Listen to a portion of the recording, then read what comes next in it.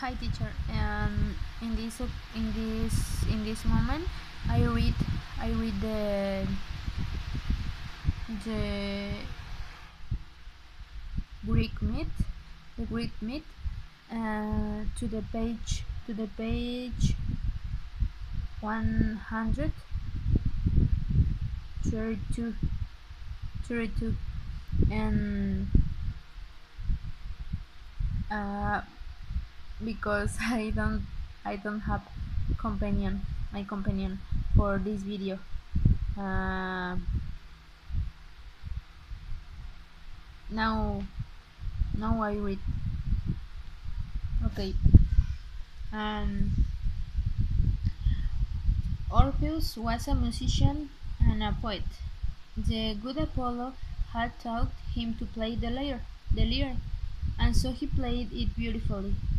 He had a fantastic voice, too, and whenever he sang and played, all the animals in the forest stopped and listened. They were captivated by his music. One day, Orpheus met Eurydice, and they fell in love. For a while, they lived very happily together. Then one day, when she was walking in the forest, Eurydice stepped on a passion snake. It bit her, and she died. So Hades, the king of the dead, took Eurydice with him down into the underworld. Orpheus was so unhappy that he went down into the underworld to so, to research for her. Orpheus went down into the underworld, and he finally found Hades. Hades asked him to play and sing, so Orpheus did. Hades was so moved by Orpheus' music that he said Eurydice could, could go with him back to the world of the living.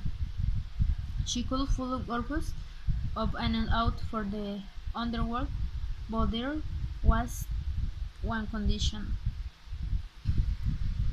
And what was the condition? Uh, okay, but there was one condition. Orpheus must never took back to check if Eurydice was following him.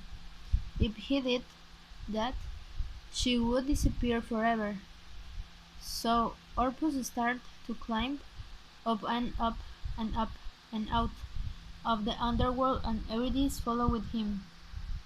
But just as they were getting near the top, Orpheus couldn't stand it anymore. He had to check if Eurydice was still behind him, so we turned around and looked, and Eurydice disappeared forever. Well, this is history A, uh, or first history, and I think it's interesting how how the how the people, the animals that, mm, they they was surprising with the music, with the sounds, with the songs, with the played, um, when the Orpheus plays the lyre. um, I like the music, but but but the history A, didn't was very very happy didn't was very happy, or wasn't happy. And now I read the history B, and say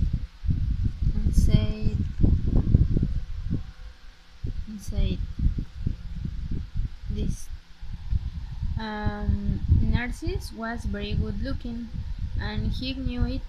A lot of young women fell madly in love with him, but he really wasn't interested. He enjoyed all the attention, but he really didn't care about anybody else. Nobody else was good enough for him. The only person Narcissus was in love with was Narcissus. One of the young women who loved Narcissus was Echo. Echo had once been punished by Juno, the queen of the gods. Juno had taken away Echo's voice, so couldn't speak.